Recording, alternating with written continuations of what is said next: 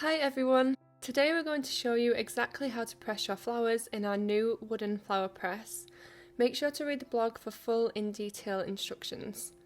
So jumping right in, we're going to need flowers of course. These are some that I had from bouquets and in my garden. We need absorbent paper, for example parchment or blotting paper. And a flower press. This flower press is absolutely stunning, and if you wish to take it out with you as you explore nature, it really fits snugly into this box.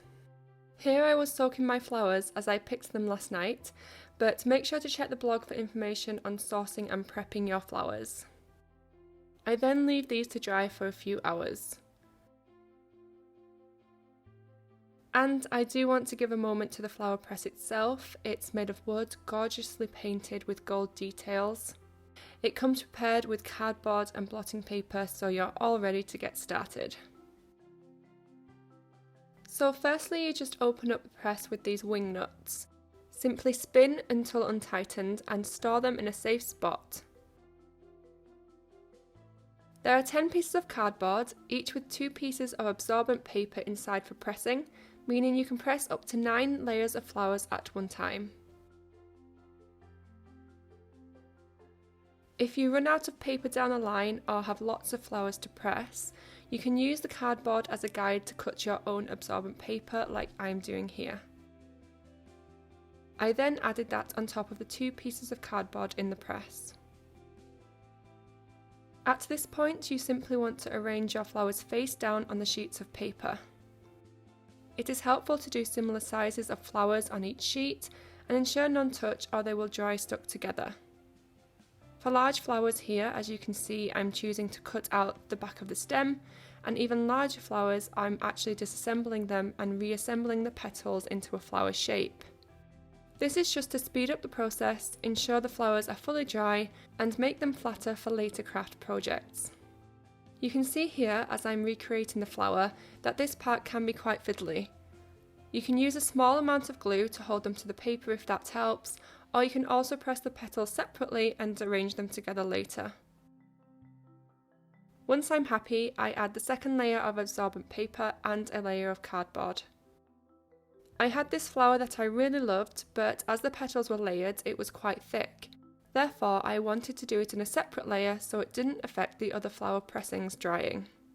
As I tried to make it thinner, you can see here that all of the petals came loose, so I just decided to press the petals themselves.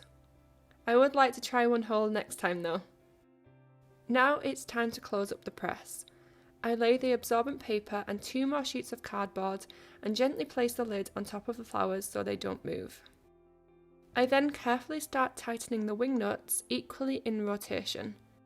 It's important to keep the flowers evenly weighted during the drying process by tightening each wing nut to the same level on each bolt. It can be helpful to hold the screw with one hand and tighten the bolt with the other, just to get them as tight as possible. And now we wait 2 to 4 weeks. Or 5 seconds. So I'm definitely excited to see how these turned out. I'm just taking off the wing nuts, which feels like it takes so long because I just want to see how my pressings turned out.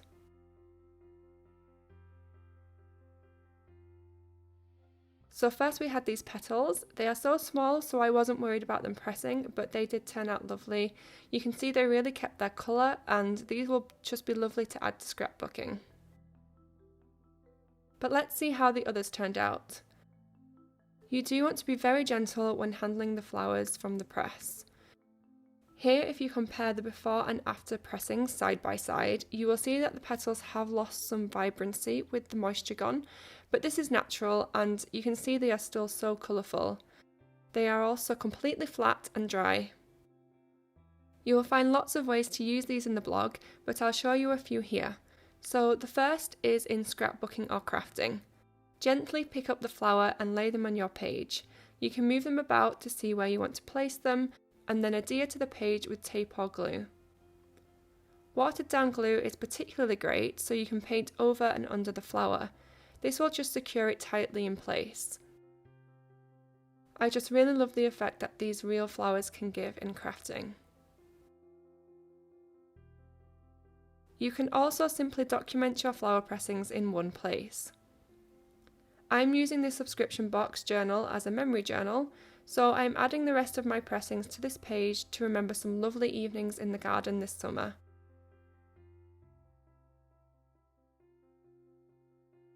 Here's how it turned out, and I've left a space at the bottom to write about it, or you could document the flower type and location.